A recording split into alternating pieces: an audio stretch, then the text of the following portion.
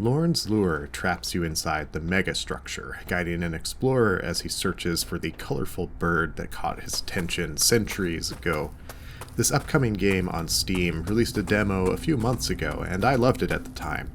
The feel of the gameplay and the aesthetic sold me on the game. And now, the developers have released a new demo in preparation for the game's release, hopefully this summer. The demo released on July 24th. It's short, and it gives a very clear idea of what these developers are going for. I'm beyond excited for this one, and so I wanted to take some time to tell you all about it. When you start up the game, you're greeted with a powerful menu theme.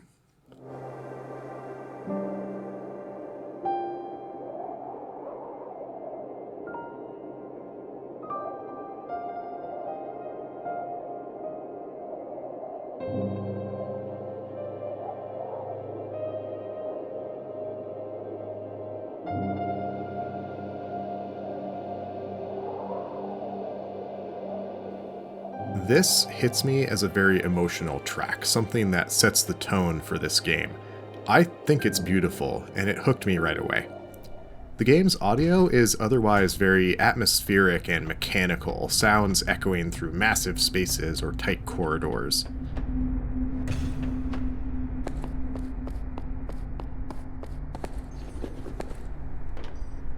There are some triggers for key musical moments, like when you fall through a tube to a new area.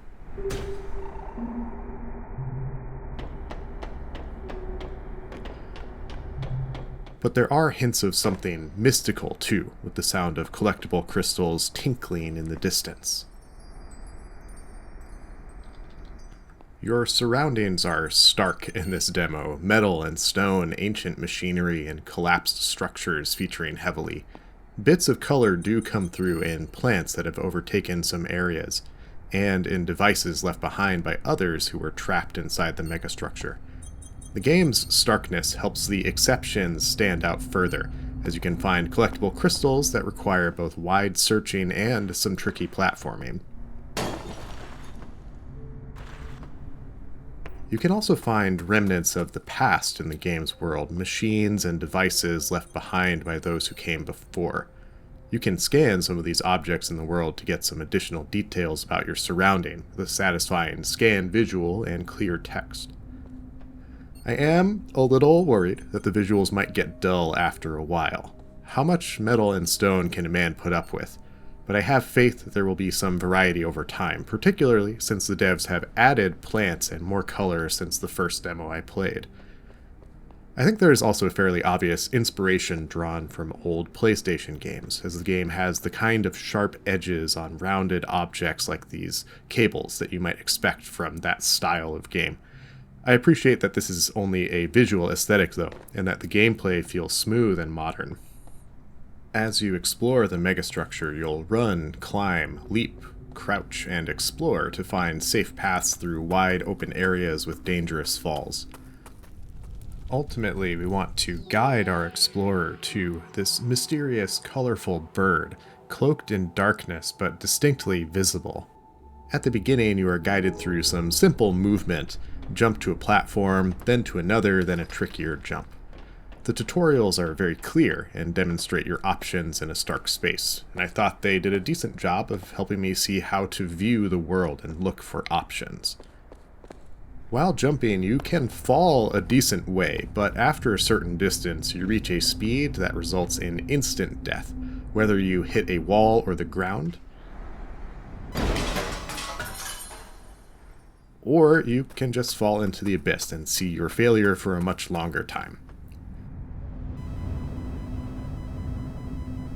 You can reset yourself by pressing a button, and by holding it you can reset the entire level. The reset points did feel a bit random at times, and sometimes it sent me back further than I expected. But if you move carefully and plan out your path, you're likely to be fine. Early on, you'll pick up a set of climbing gear next to the corpse of another explorer, and this opens exploration in new ways. No longer do you simply run, jump, and clamber up ledges. Now you can make your way up walls. Released from your past constraints, you're free to explore.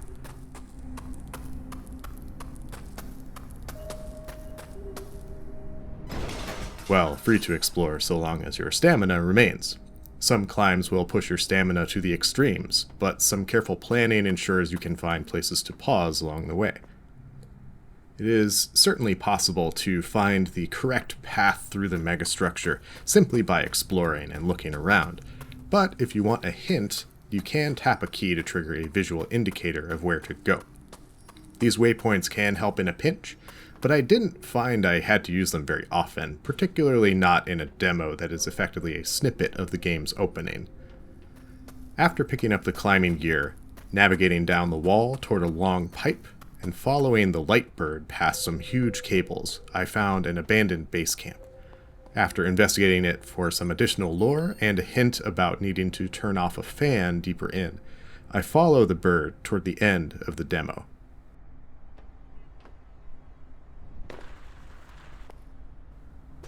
And once you finish the demo, you can play through the same level again, searching for scannable objects and hidden crystals.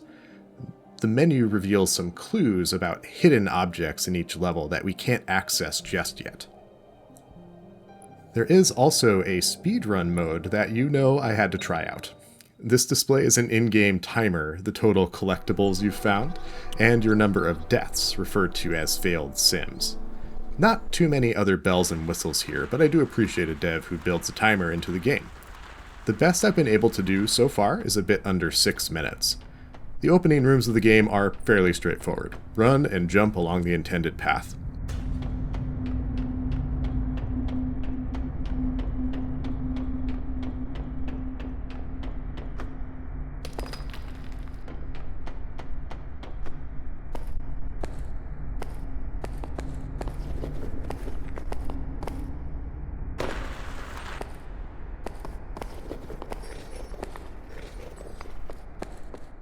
I'm ignoring the collectibles for now, since the goal is speed, so this first crystal, forget about it.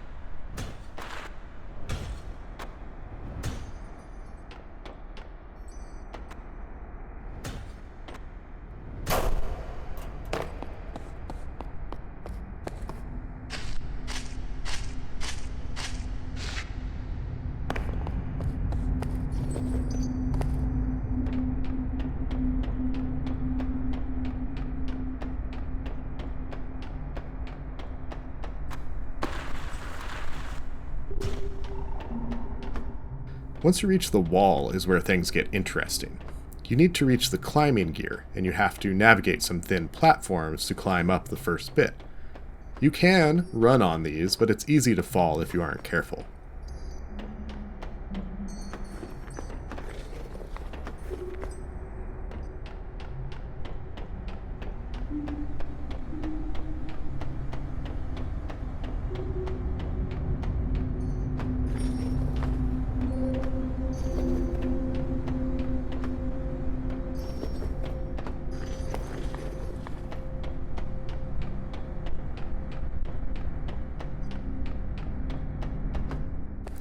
I found that most of my deaths came from being greedy with jumps, like this one time I tried to reach the path to the climbing gear a little too early.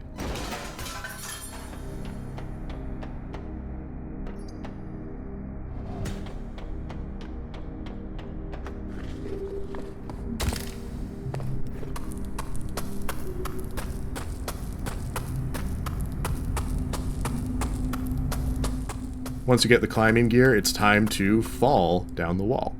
I mentioned before that you can fall a decent way before you hit deadly speed, so I took advantage of that to fall down the wall as much as possible, pausing by clicking to climb onto it temporarily and then releasing again.